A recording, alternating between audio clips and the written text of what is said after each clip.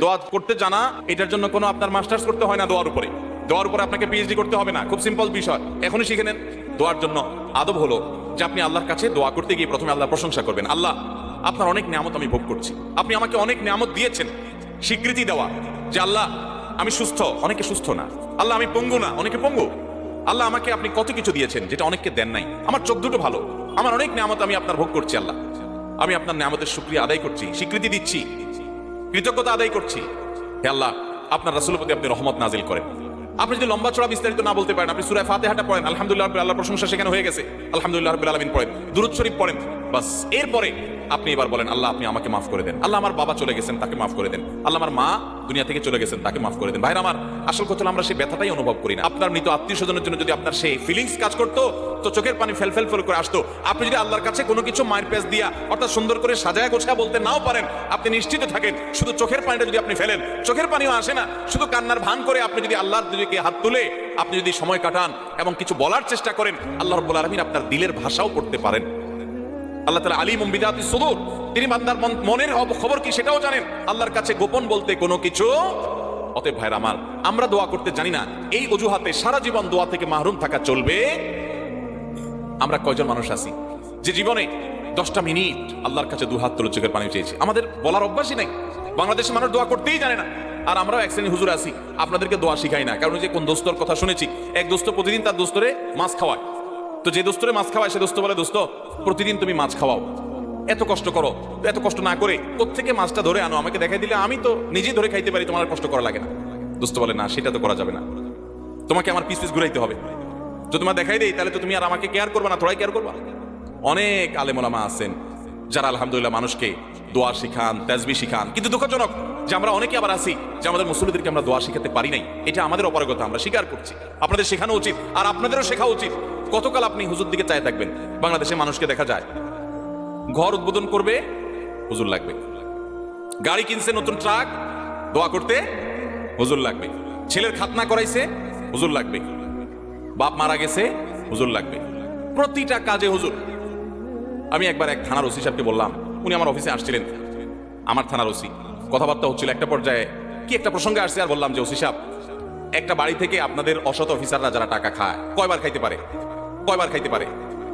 যদি ভায়োলেশন টায়োলেশন করে, একবার ঘুষ দিলে আপনারা খুশি হয়ে যান, ঠিক আছে ভাই একবার দিছো, এবার তুমি করো, আমি দেখতেছি। যারা অসৎ তারা করে, সবাই না। কিন্তু একজন মানুষ যখন বাড়ি করে, তখন কিন্তু এই দোয়ার যে আনুষ্ঠানিকতা আছে, এই আনুষ্ঠানিকতার মাধ্যমে এলাকার হুজুর কিন্তু কয়েক দফায় টাকা পায়। কিভাবে? আমি দেখেছি যে অনেক ইমাম সাহেবদেরকে দিয়ে প্রথম কোপ দেওয়ায়, যে বহুতল ভবন হবে এখানে, হুজুর প্রথম কোপটা আপনি দেন, তাহলে হুজুর সেখানে একটা টাকা পাইলো। একবার হইল নি? এরপরে যখন ছাদ ঢালাই হয়, সেন্টারিং হয়ে গেছে, ছাদ ঢালাই হবে, আবার হুজুরে ডাকে, হুজুর আপনি একটু দোয়া করে দেন যেন ভাঙে না পড়ে। দ্বিতীয় দফা হইল নি? এরপরে ছাদ ঢালাই হওয়ার পরে বিল্ডিং যখন কমপ্লিট হয়ে যায়, এবার প্রতিটা ফ্ল্যাটের মালিকরা আলাদা আলাদা করে দোয়ার আয়োজন করে, আবার হুজুর দোয়া পায়।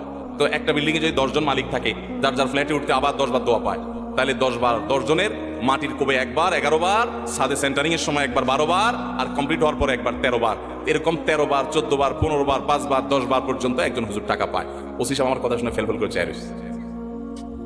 যাই হোক, এখানে আবার মিলাচ্ছি না আমি যে ঘুষের সাথে এখানে হুজুরদের টাকা দেওয়া। দুনিয়াবি কাজ, দুনিয়াবি যে কোনো বিষয় হুজুররা যদি করেন, সেটা বিনিময় দিলে সেটা জায়েজ আছে। কিন্তু আমি বলছি যে আপনি নিজের দোয়া নিজে করতে শিখেন। আপনি সবকিছু হুজুরের দিকে চেয়ে আছেন কেন? বাংলাদেশে মানুষ দোয়া করতে জানে। মসজিদে নামাজের পরে সম্মিলিত মোনাজাত যেসব মসজিদে চালু আছে তারা করে, বেশিরভাগ মসজিদে চালু আছে বাংলাদেশ। আপনারা দেখবেন যে কোনো ব্যক্তি হয়তো নামাজের পরে জিকির, আজকার, তাসবিহ যেগুলো মাসনুন ওজিফা আছে সেগুলো করতেছে, এদিকে ইমাম সব হাত তুলছে। তো কেউ যদি ওই টাইমে একটু জিকির আজকার করে, তো আশপাশ থেকে দেখবে মানুষের ভাবে গুতা মারে। খেয়াল করছেন? এর মানে কি? এর মানে হলো হুজুর হাত তুলছে, তুমি বসে আছো কেন এখন? আচ্ছা, এরপরে হুজুরের মনে করেন আজকে 4টা-5টা জিনিস চাওয়ার দরকার, আল্লাহর কাছে চাই ফেলছে, আল্লাহ আমাকে মাফ করে দিয়েন, নেক আমলের তৌফিক দিয়েন, হেদায়েত দান করে দিয়েন, কমন কিছু কথা চাইছে আজকে, হুজুরের কোনো অসুবিধা নাই। হুজুর এরপরে দোয়া শেষ করে দিয়েছে। আরেকজন মানুষ দোয়া করতে করতে তিনি আজকে তার নতুন কিছু সমস্যা যোগ হয়েছে, আজকে পেটে ব্যথা আছে, দোয়া করছে আল্লাহ আমার পেটে ব্যথাটা ভালো করে দেন। তার বউর একটু অসুবিধা আছে, এটা দোয়া করতেছে। এদিকে হুজুরের দোয়া তো শেষ। যদি হুজুরের দোয়া শেষ হওয়ার পরে আবারও কিছু সময় দোয়া করে, তাও দেখবেন আশপাশ থেকে কিছু মানুষের গুতা মারে। এর মানে কি? হুজুরের দোয়া শেষ, তুমি কি করো? তার মানে ওই যে রেডিমেড দোয়ার বাইরে দোয়া আমাদের দেশে মানুষ করতে জানে। ভাইরা আমার, খুব আফসোসের সাথে কথাগুলো বলা। আমরা দোয়া করা শিখবো তো ইনশাআল্লাহ। দোয়া না করার জন্য ইবলিস আমাদেরকে একটা যুক্তি দিচ্ছে, সেই যুক্তিটা শুনেন। সেই যুক্তিটা হলো, প্রথমটা তো এটা যে আমরা দোয়া করতে জানি না, তো আমি শিখাই দিলাম দোয়া করবেন কেমনে। সূরা ফাতিহা পড়বেন, দুরূদ শরীফ পড়বেন, দোয়া শুরু করবেন, ব্যাস। বাংলা আল্লাহ প্রশংসা করে দুরূদ শরীফ নবীর জন্য করে পাঠ করে এরপর তো আল্লাহর কাছে মনের চাওয়াগুলো পেশ করবেন। নবী করিম সাল্লাল্লাহু আলাইহি ওয়াসাল্লাম বলেছেন, হারাম কোনো কাজের এবং আত্মীয়তার বন্ধন ছিন্ন করার জন্য যদি কেউ দোয়া না করে, বান্দার দোয়া কবুল হবেই হবে যদি সে সঠিকভাবে দোয়া করে, অন্তর থেকে দোয়া করে। কারণ গাফেল অন্তর দোয়া আল্লাহ তাআলা কবুল করেন না। আপনার মায়ের পেঁয়াজ দরকার নাই, আপনি কোনো কথা বলতে জানেন না, ভাই যে বোবা, তারও তো মনের চাওয়া আছে, আছে না নাই? তো আল্লাহ তাআলা তার মনের চাওয়া বুঝেন না, আল্লাহ রাব্বুল আলামিন সবকিছু টের পান। অতএব আপনি অনেক সাজানো গোছানো কথা বলতে পারছেন না, কোনো দরকার নাই। আপনি যা পারেন তা বলেন, কিছু বলতে পারছেন না, শুধু চোখের পানি বলেন এবং মনের আকুতিগুলো মনে মনে বলেন, আল্লাহ তাআলা সেটা পর্যন্ত শুনতে পান। দোয়া করবো তো ইনশাআল্লাহ। দোয়া না করার জন্য ইবলিস আমাদেরকে দ্বিতীয় যে জিনিসটা শিখায় সেটা কি জানেন? বলে যে আমরা তো গুনাহগার মানুষ, আমাদের দোয়া কি আর কবুল হবে? এত পাপ করি, এত অপরাধ করি, ওনারা হুজুর মানুষ, কত আমল করেন, ওনাদের দোয়াই তো কবুল হবে, আমার দোয়া কি কবুল হবে? এটা হলো ইবলিসের সবচেয়ে বড় শয়তানি, যে আমরা গুনাহগার মানুষ, আমাদের দোয়া কি কবুল? এই ষড়যন্ত্র শয়তানের, এটা দূর করার জন্য একটা বিশেষ একটা দৃষ্টান্ত আমি পেশ করতে চাই। সেটা হলো আল্লাহ রাব্বুল আলামিন যখন আদম আলাইহিস সালামকে সৃষ্টি করার পর সকল ফেরেশতাকে, ইবলিসও তাদের মধ্যে শামিল ছিলেন, ইবাদত করতে করতে তাদের পর্যায়ে চলে গেছেন, তার দলভুক্ত হয়ে গেছেন। সে সহ সবাইকে যখন আল্লাহ রাব্বুল আলামিন সিজদা করতে নির্দেশ করলেন, সবাই সিজদা করলো, ইবলিস সিজদা করলো না। কেন সিজদা করলো না? আবা ওয়াস্তাকবারা ওয়া কানা মিনাল কাফিরিন, সে অস্বীকার করছে। আল্লাহর সামনে সরাসরি আল্লাহর নির্দেশকে অস্বীকার করা, ডিনাই করা, এটা তো বিদ্রোহ করার সামিল। এটা সাধারণ কুফরি না, এটা বিদ্রোহ। আপনি আপনার আব্বার একটা কথা শুনলেন না, এটা তার অগোচরে শুনলেন না, এটা একটা জিনিস। কিন্তু সামনাসামনি আপনাকে বললো এটা কর, আপনি বললেন আমি করবো না, এটা আরেক জিনিস। কিন্তু এটা কিন্তু রীতিমতো বেয়াদবি এবং বিদ্রোহ। ইবলিস সেই কাজটা করছে। বোঝার চেষ্টা করেন, এইরকম জঘন্য অপরাধ যে আল্লাহ রাব্বুল আলামিনের সামনে সরাসরি বিদ্রোহ করা, সরাসরি বেয়াদবি করা। কার সামনে বেয়াদবি? কোনো প্রধানমন্ত্রী প্রেসিডেন্টের সামনে না, যাদের সামনে বেয়াদবি করলে কল্লা উড়ে যাবে, স্বয়ং সৃষ্টিকর্তার সামনে বেয়াদবি। প্রধানমন্ত্রী এবং প্রেসিডেন্ট তো পরের কথা, দুনিয়ার সকল প্রধানমন্ত্রী প্রেসিডেন্টের বানানেওয়ালা রব, তার সামনে বেয়াদবি করছে কে? ইবলিস। বোঝার চেষ্টা করেন, পরিস্থিতিটা বোঝার চেষ্টা করেন। ওই টাইমে আল্লাহ রাব্বুল আলামিনের রাগান্বিত হওয়ার কথা কি কথা না? আল্লাহর নাফরমানি যত মানুষ, যত সৃষ্টি যতভাবে করুক, ইবলিসের চাইতে এইরকম বেয়াদবি নাফরমানি আল্লাহর সৃষ্টি জগতে কেউ করেও নাই, কিয়ামত পর্যন্ত কেউ করবেও না। এইরকম নাফরমানি করেছে, আবা ওয়াস্তাকবার, অহমিকা করেছে, দম্ভ করেছে আল্লাহর সামনে দম্ভ। ভাইরা আমার, সিচুয়েশনটা বুঝলেন তো যে পরিস্থিতি কি? মজার বিষয় হলো এইরকম আল্লাহর রাগের সময় পর্যন্ত ইবলিস কিন্তু আল্লাহকে খুব ভালো করে চিনতো, কারণ কাছাকাছি থেকে ফেরেশতাদের মধ্যে ইবাদতবন্দি করছে। আল্লাহর রহমত যে তার গোস্সার উপরে গালিব থাকে, সাবাকাত রহমতি আলা গাদাবি, অর্থাৎ হাদিসে কুদসিতে আছে আল্লাহ তাআলা বলেছেন যে আমার রাগ এবং ক্রোধের উপরে আমার রহমতটা বিজয়ী হয়েছে। ইবলিস সেটা জানতো, এই জন্য ওই রাগের সময় বেয়াদবি করেছে। ওই সময়টাতে হুট করে ইবলিস একটা দোয়া করে বসলো আল্লাহর সামনে। খেয়াল করেন কি দোয়া করছে? রব্বি ফানজিরনি ইলা ইয়াউমি ইউবআসুন, আল্লাহ আমাকে আপনি সুযোগ দেন। আল্লাহ যখন বললেন ফাখরুজ মিনহা ফাইন্নাকা রাজিম, যাও বের হও জান্নাত থেকে, তুমি বিতাড়িত, তোমাকে তাড়িয়ে দেওয়া হলো। ওই টাইমে আল্লাহ তাআলা রাগ হয়ে বের করে দিয়েছেন। ভয়ে তো এই টাইমে আল্লাহর কাছে কিছু বলার কথা না, কিন্তু ইবলিস ওই টাইমে আল্লাহর কাছে দোয়া করে বসছে। কি দোয়া? আল্লাহ আমাকে কিয়ামত পর্যন্ত কি দেন? হায়াত দেন, আর শয়তানি করার সুযোগটা দেন। যে আদমের কারণে আমার জান্নাত থেকে বের হতে হলো, এই আদমের সন্তানদের প্রত্যেকটা মানুষকে আমি পথহারা করে ছাড়বো। এই জন্য একটা জিনিস খেয়াল করেন, নামাজ পড়তে আরাম লাগে না কষ্ট লাগে? তাহলে তো সব ফেরেশতা, এরা কিসের ওয়াজ টোয়াজ করবো? দরকার আছে এখানে কোনো? এগুলো সব সাক্ষাৎ ফেরেশতা। আমার তো কষ্ট হয়, ফজর নামাজ উঠতে কষ্ট হয় না আপনাদের? আপনাদের তো আরাম লাগে বলতেছেন। শরীরটা একটু মেজ করে না? অলসলের ভাব আসে না? আপনার তো আসে না, মাশাআল্লাহ। তো সাক্ষাৎ বুজুর্গ সব। আচ্ছা ভাই, আমাদের ভালো কাজ করতে কষ্ট লাগে, আচ্ছা খারাপ কাজ করতে কষ্ট লাগে? জেনার দিকে মানুষের মন আকৃষ্ট হয় কি হয় না? হারাম উপার্জনের দিকে মন টানে কি টানে না?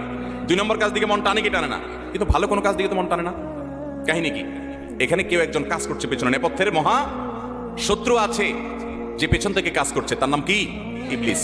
এবং এই বিষয়ে আমি কথা বললে কয়েক ঘন্টা কথা বলতে হবে। ইবলিস কিভাবে ইবলিসি করে, কোরআনে আপনারা একটা জিনিস লক্ষ্য করবেন, যেখানে শয়তানের আলোচনা আসছে সেখানে আল্লাহ তাআলা একটা শব্দ ব্যবহার করেছেন, আদুউম মুবিন। শয়তান তোমাদের শত্রু। কিরকম শত্রু? প্রকাশ্য শত্রু। শয়তান দেখছেন কোনদিন আপনারা? আল্লাহ বলছেন প্রকাশ্য শত্রু, এক জায়গায় না, যেখানেই শয়তানরে বলছেন শত্রু সেখানে আল্লাহ বলছেন প্রকাশ্য শত্রু। গোপন শত্রু বলেন আল্লাহ তাআলা। কাহিনী কি? এই জন্য বললাম যে শয়তান নিয়ে কথা বলতে কয়েক ঘন্টা বলতে হবে। শয়তান নিয়ে আমার একটা আলোচনা করার পরিকল্পনা আছে, রেডি করে রেখেছি, কোন এক জায়গায় আমি বলবো। আজকে সেটা নিয়ে আলোচনা ইস্যু না, মূল ইস্যুতে আবার ফিরে আসি। শয়তান যখন আল্লাহ তাআলার এরকম রাগের সময় ফাখরুজ মিনহা উখরুজ মিনহা ফাইন্নাকা রাজিম, বের হও জান্নাত থেকে, তোমাকে তাড়িয়ে দেওয়া হলো, রাগের মুহূর্তে আল্লাহ বাইর করে দিলেন। আমাদেরকে এরকম রাগের মুহূর্তে বের করে দিলে আমরা আবার তার কাছে কিছু চাইতে যাবো? যে এখন থাপ্পড় খাবো কিছু চাইলে? চাওয়ার সময় হলো রাগের মুহূর্ত। ইবলিস ওই টাইমে আল্লাহর কাছে বলছে, আল্লাহ শয়তানি করতে চাই। এই মানুষ যাদের কারণে আমার জান্নাত থেকে বের হতে হলো, লা আকুদান্না লাহুম সিরাতাকাল মুস্তাকিম। আল্লাহ আপনার সিরাতে মুস্তাকিমের প্রতিটি মোড়ে মোড়ে আমি বসবো। লা আকুদান্না আরবি গ্রামারের ছাত্ররা বলতে পারবেন লামে তাকিদ নুনে তাকিদ সাকিলা। অবশ্যই অবশ্যই আমি আপনার পথে আসার জন্য যে সিরাত মুস্তাকিম ওই সিরাতে মুস্তাকিমের রাস্তায় আমি বসবো, বসে আমি তাদেরকে গোমরাহ করব। গোমরাহ যে করবে সেখানেও বলেছে লা উগফিয়ান্নাহুম আজমাইন, আমি আপনার এই আদম সন্তান প্রত্যেকটাকে পথহারা করে ছাড়বো। ওই যে নামাজ পড়তে তার ভালো লাগবে না, খারাপটা করাবো তারে দিয়া, মন্দটা করাবো। ইবলিসি করবে, আল্লাহর কাছ থেকে এই সমস্ত পারমিশন চাচ্ছে। আপনি বুঝেন, রাগের মুহূর্তে তাও আবার ইবলিসি করার পারমিশন চাচ্ছে, যেহেতু দোয়া করছে আল্লাহর কাছে, প্রার্থনা করছে। আল্লাহ তাআলা বলেছেন ইন্নাকা মিনাল মুনজারিন, যাও তোমাকে তোমার কাঙ্ক্ষিত প্রার্থিত বিষয় মঞ্জুর করে দেওয়া হলো। একটু বোঝার চেষ্টা করেন, ইবলিস যদি ইবলিস হয়ে আল্লাহর রাগের মুহূর্তে দোয়া করে পায়, তাহলে আপনি আমি কি ইবলিসের চেয়ে খারাপ হওয়ার কোনো সুযোগ আছে? তাহলে আমাদের যদি মনে হয় যে না আমরা তো গুনাহগার মানুষ, আমাদের দোয়া কি কবুল হবে, তাহলে বুঝতে হবে এটা ইবলিস আমাদেরকে দোয়া থেকে বঞ্চিত রাখার জন্য নেক্সট সুরতে ধোঁকা দিচ্ছে। মনে হচ্ছে আমরা বিনয়ী হচ্ছি, তাই না? যে আমি নিজেকে ছোট মনে করছি, আরে আমি গুনাহগার, আমার কি দোয়া কবুল হবে? এটা নেক্সট সুরতে দোয়া, ধোঁকা। আপনার দোয়া কবুল হবে না কে বলেছে? আল্লাহ ওয়াদা করছেন উদউনি, তোমরা আমার কাছে দোয়া করো, আস্তাজিব লাকুম, আমি দোয়া কবুল করবো। আর ইবলিস আপনাকে বলছে না না তুমি গুনাহগার মানুষ, নামাজের ঠিক নাই, রোজার ঠিক নাই, তোমার দোয়া আল্লাহ কবুল করবে। এই জন্য আমাদের দ্বারা দোয়া করা হয় না। ভাইরা আমার, ইবলিসি আমরা শুনবো না। দোয়ার মাধ্যমে বান্দা লাভবান হয়। বান্দা যদি দোয়া করে সেটা 3 ভাবে কবুল হয়। কয় ভাবে কবুল হয়? 3 ভাবে। দোয়া যদি শর্ত পূরণ করে আপনি করতে পারেন, মিস হবে না। হালাল উপার্জনকারী দোয়া কবুল হয়, হারাম দিয়া দেহ গঠন হলে দোয়া কবুল হয় না। দোয়া কবুলের মূল শর্তই সেটা। এরপর দোয়া কবুলের শর্ত হলো যে সালাত সালাম পেশ করবেন নবী করিম সাল্লাল্লাহু আলাইহি ওয়াসাল্লামের প্রতি, আল্লাহর প্রশংসা নিবেদন করবেন। এর মাধ্যমে দোয়া করলে দোয়া কবুল হবে। ভাইরা আমার, আপনি যদি দোয়া করেন, নাম্বার 1, যা চাইছেন আল্লাহ তা আপনাকে দিবেন। এটা হলো দোয়া কবুলের একটা পদ্ধতি। চাইছেন একটা, আল্লাহ দিয়েছেন আরেকটা, সেটাও দোয়া কবুলের পদ্ধতি। আপনি মনে করতেছেন যে আমার এই মুহূর্তে পানি হলে মনে হয় লাভ হবে, আল্লাহ তাআলা আপনাকে হয়তো পানি না দিয়ে আরেকটা দিয়েছেন যেটা আপনার ইচ্ছে বেশি ইম্পর্টেন্ট, আপনি নিজে জানেন না সেটা। তো দোয়াটা সেভাবেও কবুল হয় যে আমি যা চাইছি তা হয় নাই, কিন্তু অন্য কিছু হয়েছে যা আমি চাই নাই। এটা দোয়ার মাধ্যমে হয়। তৃতীয়ত, বান্দার দোয়া কখনো কখনো আল্লাহ দুনিয়াতে কিছুই দেন না দোয়ার বিনিময়। আল্লাহ কাছে চাইছে আল্লাহ এটা দেন, আল্লাহ দেয় নাই, কিন্তু আখিরাতে আল্লাহ তাআলা তার জন্য সওয়াব রেখে দিয়েছেন। কারণ দোয়া বান্দার বৃথা যায় না। কোন হাদিস থেকে আমরা জানি কিয়ামতের ময়দানে মানুষ কিছু সওয়াব দেখে বলবে এই আমলগুলো তো আমি করি না, এগুলো সওয়াব করতে আসলো।